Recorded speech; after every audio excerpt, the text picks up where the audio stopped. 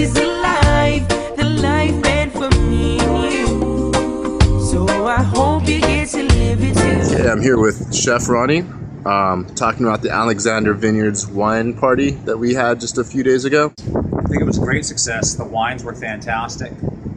I was happy with the pairings, and the winemaker was happy with the pairings. That's really all that matters in the end. Winemaker dinners are hard because you have to pair food with the wine, so their perception of how the wine tastes in the food is important. Right. And then hopefully that transfers through from our food to the guests that were eating it. And I think everyone was really excited about it and enjoyed it. Everything I heard, it was rave reviews. Totally sensational.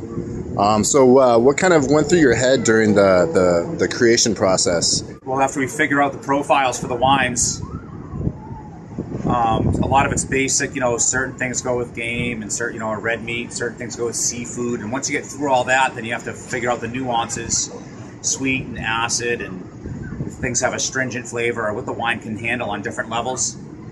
But the bottom line from my point of view for the food is try to incorporate local foods and match all of those criteria. So the first course I did was Howlett tomato panna cotta, and the fact that we can get Howlett tomatoes regularly right now in this part of the season, we're through the winter at this point, right? We're past midwinter, so it's not easy to always get great tomatoes, and we still had them. So I had to make sure that we could still get them, and they were still of high quality. So we put that as the first course, and the amuse-bouche, Howlett tomato panna cotta. Yeah, I was happy with how that came out. We served it in spoons. We made some a bacon flavored foam, and then we made jam out of the Howlett tomatoes, candied Howlett tomato jam, and it was a little tart, but I think it matched the wine nicely. Nice. The aperitif wine, or it's not an aperitif wine, but the first course wine was a amuse-bouche, as the people came in and had their spoon. Gotcha. I thought that went well. Yes, and for the second course, I wanted to do a fish and pasta course, and instead of going along the lines of like a bouillabaisse, it was a German wine, the Goretz, the German wine that would have matched nicely with a bouillabaisse, something again slightly acidic and tomatoey would have been nice. But I went with a more of a Southeast Asian preparation. We did Hawaiian alpaca stew with a tom yum consomme. So we made a tom yum consomme, which is hot and sour soup. It actually has tomatoes in it when it's cooked, although it's not red, and they're just for the sourness. But and it wasn't very spicy either. We didn't want to overpower with the spicy. But the broth came out beautiful. We clarified it. So probably took a couple of minutes with all that heat that was already in that liquid to cook it. Right. Float to the top, nice and gently, right? The simmering liquid's gonna push it to the top. Air bubbles are gonna form under it. And then if it doesn't make a little hole, then I'll make one. And it will it's already kind of making a couple little, see the scum, the foam coming through? It's called scum. Yeah. The top of the liquid. Stuff with the scum is the liquid with the fat inside of it. And the impurities. And then it's gonna poke right through, and it's gonna simmer. And it's going to clarify, and all that silt that's inside of that real small, silty, fibrous stuff from the vegetables that was in the stock, and the proteins that was in the stock, is all going to clarify through the rack.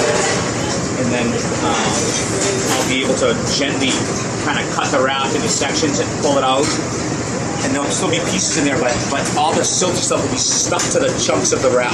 My life is like a jigsaw with the pieces out of place. Come on over.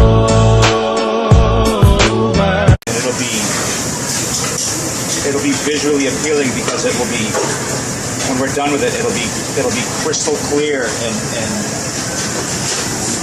double strength. It won't be a watery broth. It'll look watery, but it'll be very strong in flavor. Gotcha. Very clear.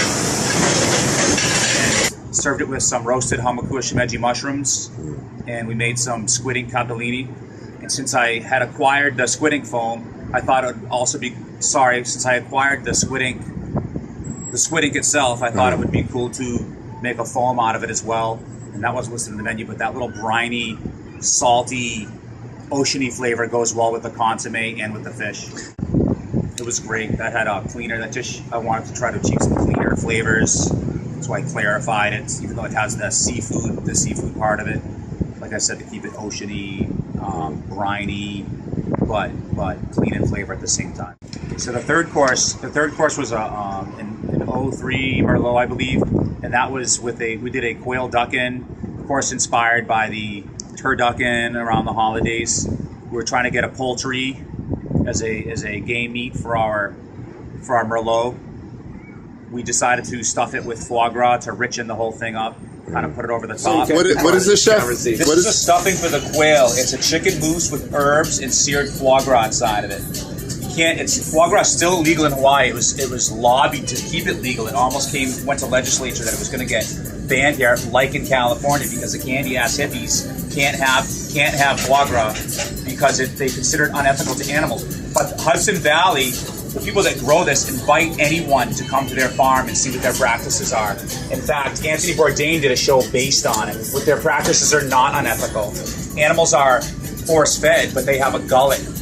You can force-feed a bird. It's not the same thing as force-feeding a human. That's how birds can fly thousands of miles. Yeah. They use a rubber tube. They keep their gullet full of grain so that they fatten their liver. And they're not treated inhumanely. They don't nail their meat to a board like they did in France 100 years ago. It's nothing like that anymore. I thought that was great. The chicken part of it was, of course, chicken meat, and the duck was the foie gras, duck foie gras. And then the quail itself, we stuffed it. We made some fried shallots and garlic and lots of herbs. We made a mousse with a little bit of cream and egg inside of it, and stuffed that little bird and just seasoned it and roasted it. A little local arugula salad, kind of make a nest to hold it into place, and some of the Merlot reduction on top of it. So for the fourth course, and this one was a little bit hard. Again, I'm trying to get a local ingredient on there, something obscure and cool, but also keep that pairing in line. So we ended up doing a wild boar patelle, which is a kind of like a Puerto Rican tamale in its local version. We used plantains as the masa part of it. Right. And then, of course, the patelle filling had the wild boar, the peppers, tomato, and all the heavily seasoned with herbs. We made gendui rice chips. So we made gendui rice essentially with the pigeon peas and all the proper seasonings, and then we rolled it out 1 grain of rice then and dried it, and then fried it to make a chip to accompany that as well. And we put a little olive powder. The winemaker said that he thought it all matched really well. Nice. So for the fifth course, it was a Zinfandel. It was Temptation Zin, and it was an excellent Zinfandel. We decided to do that with lamb. Once again, trying to go local. We got a whole Big Island young lamb, and we broke it down into primals and subprimal cuts. We got all the primal meat that we could get off of it and made roulades out of it. Separated the bones and saved the rest of the meat, the smaller, more obscure stuff, and confited it on the bones and made a taro hash cake. And we made a poha berry zin jam, if you will. Poha berries are becoming short, hard to come by right now, so we were fortunate enough to get enough for the wine dinner. We made a tatsoi puree because I wanted to do something. Tatsoi is not as peppery as arugula, but I want to get a peppery vegetable component on there. So we did a tatsoi puree, and we were really happy with the pairing. So it was the lamb the two ways, the herb stuffed roulade, put a little portion cheese in it to cream it up, and then we made a roasted lamb jus out of the bones. We roasted the bones off, and then we made demi-glaze out of that and put some of the coarse wine in it. That was a great pairing, I thought, too. That's really one of your signatures too, isn't it? As well as along with the locally grown, trying to repurpose as many of the parts as possible to make various other things. We certainly have to get as much of that animal on the plate as possible and not to waste anything. Yeah. We bought the whole lamb. It was our intention to use the whole lamb. And then lastly, for the dessert, we thought it'd be cool. We didn't pair anything with the dessert. We just did coffee service, but with the dessert, I thought it'd be cool to do an Okinawan sweet potato ice cream. We looked at some recipes and saw some different ideas. I'm a fan of the bubble tea and tapioca with ice cream. There's different versions of it. Halo, I believe, is one of them. Right. And Bobo Chacha, I think, is the Southeast Asian one. the Malay or Indian one. I'm not sure which one it actually is, but we've had that before as well with coconut milk. So we took the sweet potato ice cream, and we actually made the mix ourselves. Put vanilla and fresh Okinawan or Molokai sweet potatoes, condensed milk and coconut milk, and pureed it, and then ran it through our neighbor's ice cream maker there at Cold Stone. They allowed us to use our ice cream maker. It would have took forever, one of those little homemakers. So we were stoked about that. And then it took me days to figure out how to cook those tapioca pearls, because online, if you look them up, half the recipes say to soak them and half say just to cook them in water for stages, 15 minutes, and then 15 more minutes, and then add sugar and all this. What I realized is you just have to have a ton of water and boil them for an hour and a half until they become tender. We strained them and marinated them in Kona coffee with more condensed milk, and that was kind of the sauce and the kicker for the dessert. We garnished with little fried soma noodles. We were happy with it. Wow. I didn't taste it, but I heard it was delicious. And another one of your signatures is not too sweet desserts, right? You know, desserts that... I'm not really into the whole sugar thing. Yeah, that's just great.